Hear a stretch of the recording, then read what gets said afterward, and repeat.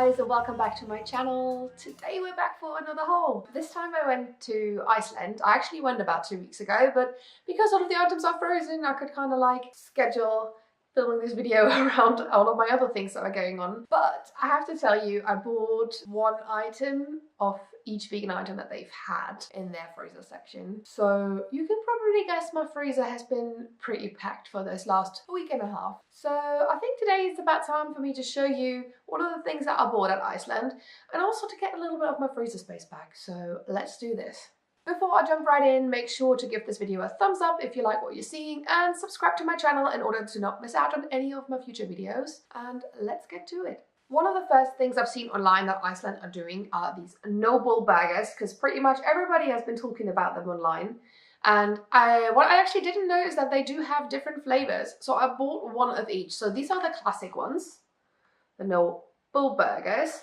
I don't know if they have any particular flavoring. I haven't tried those yet, but they are made with soy protein. Lots of the items that they have in Iceland, particularly these kind of meat replacements, they're made from soy protein. Some of the other ingredients in this one are, well, soya protein, water, sunflower oil, natural flavors, gelling agent, methyl cellulose, something like that.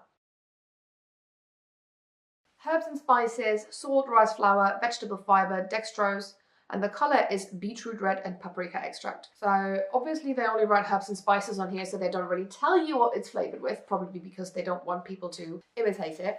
But I can't wait to try these. I've heard really good things about that.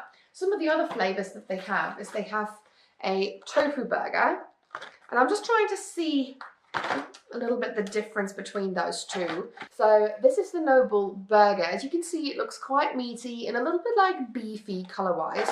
The tofu burger, however, is much brighter than this one, so it'll probably have a little bit of a different texture as well, I would expect, because tofu is usually quite soft and crumbly. Also, the ingredients on this one are a little bit different. So this also has shiitake mushrooms in it, for example. It's got soybeans, garden peas, carrot, onion, breadcrumbs. So this will probably flavor-wise be a little bit different. I just saw some sesame and ginger on there as well, and garlic puree. So this is probably going to be flavor-wise much different from this one. And the other two flavors that we've had, jalapeno. So these will obviously be a little bit spicier. Again, this is also a little bit of a darker patty. I'll just put the regular one next to it just to kind of compare. So it's probably the same as this one. It's got roasted red pepper as well in there, fried onion, jalapeno peppers, turmeric extract. So they're very similar to these first ones. They both look very beefy. Just one is spicy and one isn't. The good thing for me also is I don't have to tell you much about all of these prices because you can see them on all of the packaging here. The last one, which I'm quite intrigued by, are these no-bull Asian burgers.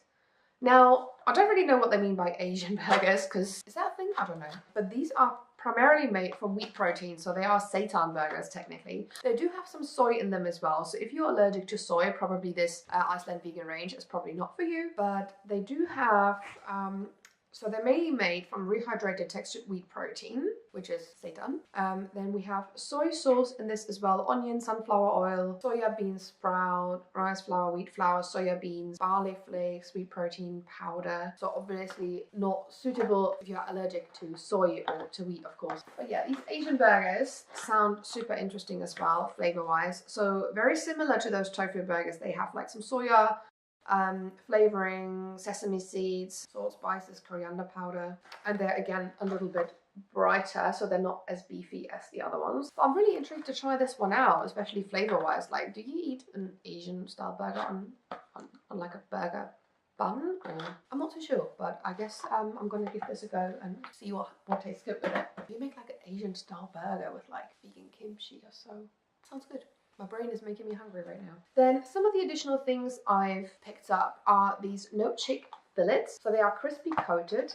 Funnily, they kind of look very similar to these burgers, and they seem to be round, same as the burgers as well. But this is probably more a little bit like a chicken schnitzel, if you want to say so. At least they kind of look like it, especially as they're crispy coated. I mean, you can't see the crispy coating that well. Well, you actually can. on the camera you can. But again, these are also made from seitan. The main ingredient is textured wheat protein. And then we also have some flavors, including sugar, salt, herbs, and leek. Water, sunflower, wheat protein, rice flour. So it's actually kept like very simple. Again, it doesn't actually say what kind of flavorings it's using or what kind of herbs it's using. It's very generalized. But yeah, this looks like a good little schnitzel basically. And there's 2 in this pack as well. Okay, it says on here you can prepare them in the oven from frozen or pan fry them from frozen. Pan frying is definitely quicker, but oven is probably a little bit healthier without that much oil. I've also picked up these no porkies sausages, and this is what they look like. Like texture wise, from what they look like, they remind me a little bit of the Linda McCartney sausages because they seem to have this kind of like texture, crumbly coating. Well, not really coating. They seem to have this kind of textured, crumbly shape, so they don't have like a skin on the outer bit. So they look very, very similar to the Linda McCartney sausages to me. Don't get me wrong, the Linda McCartney sausages are great, but I think I've overdone it with them in the past. I'm not a massive fan of them anymore. So it says on the front, plant-based yet convincingly meaty bangers. Great with mash, with beans, or just stuffed into a butty. Very British. These are again made from soya protein, sunflower oil, natural flavors, herbs and spices, and again beetroot is used for the color. So it's quite simple ingredients. There's not too much in there, but yeah, I'm looking forward to trying those. Then I've also picked up this Noble mince. So next to the Noble burgers, this was also one of the items I've heard about before.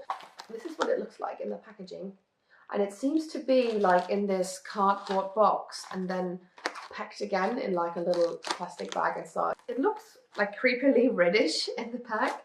I wonder whether it changes the color when you cook it or when you fry it. It says on the front, plant-based, beautifully unbeefy mince, just delicious in any dish that calls out for mince. So I like using vegan mince like this for spaghetti bolognese, for example, because I really like adding some good texture to it. This is also made from water, soya protein, natural flavors, maltodextrin, salt, dextrose, and color is beetroot red. So very similar to all of the other products, just in like a slightly different shape. I'm actually quite intrigued. I'm going to open this. So let's have a look. This is what it looks like. So I can't really... It just looks like a massive block. I can't really tell that much texture from it. Maybe I just have to defrost it in order to get a little bit more of the texture. Quite a lot of plastic in this packaging. Hopefully that'll change in the future. Then I've also got some of these little bags. This is the Noble Meatballs. So I guess this is pretty much the same as the burger and the mince, just in a meatball shape. But let's have a look at the ingredients to double check. Yeah, it's pretty much the exact same ingredients. But yeah, they come in this little bag, 192 very precise. So there are 16 balls in here, and each of them is 12 grams. So that would probably be really nice for like spaghetti and meatballs or something. Again, these can be cooked in the oven as well, or pan fried from frozen. And the other little bag I picked up are these no porkies chorizo slices. And I'm quite intrigued to try those because I've never had anything similar to this.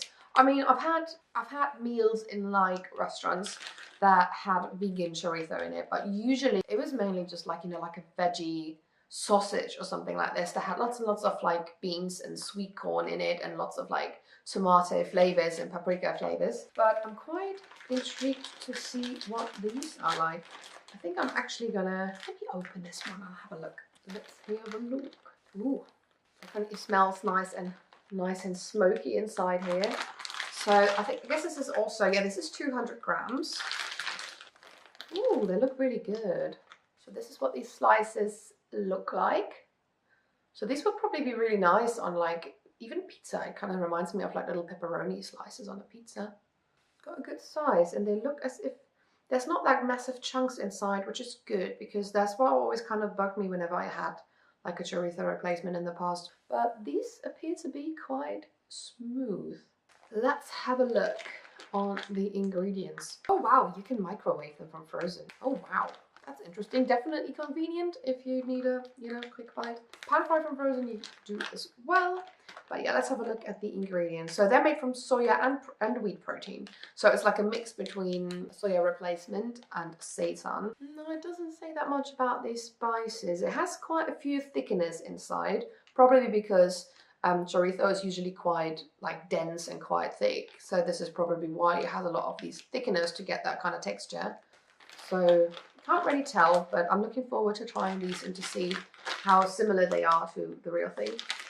Now, I've also picked up some of my favorite convenience food, which is frozen pizza. And for £2, hey, this is really, really good, like to get like a whole frozen pizza for that. I mean, it's probably normal price in Iceland, but I have to admit I haven't shopped there for years. So this was the first time I've been back in probably like 5 or 6 years. This looks quite good. I'm a little bit gutted that they don't have any cheese replacement on top, but otherwise they probably wouldn't be able to keep this kind of price on it.